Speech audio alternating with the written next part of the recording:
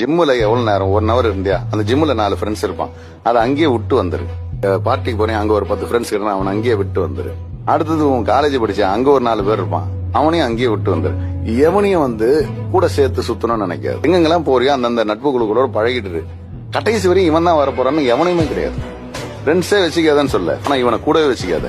நல்லா இருக்கிறியான்னு கேட்டுறான் பாருங்க. அவனை நீங்க கூட சேர்த்து சுத்துனீங்கன்னா நல்லா இருக்கிறியான்னு கேட்க மாட்டான். ஏன்னா நீ நல்லா இல்லைன்னு அவனுக்கு தெரிஞ்சிடும். நம்மளோட மிகப்பெரிய துரோகியே யாரு அப்படின்னா நீங்க ரொம்ப பழக விட்டுட்டீங்கன்னா தான். அதனாலதான் எவனையும் கூட சேர்த்து சுத்தாதீங்க, எவனையும் கிட்ட வச்சுக்காதீங்க அப்படின்றது.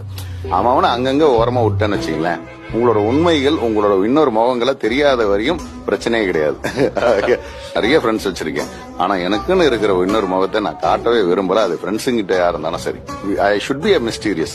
யாரு இவன், இவனுக்கு என்ன? You think you know me. Think again.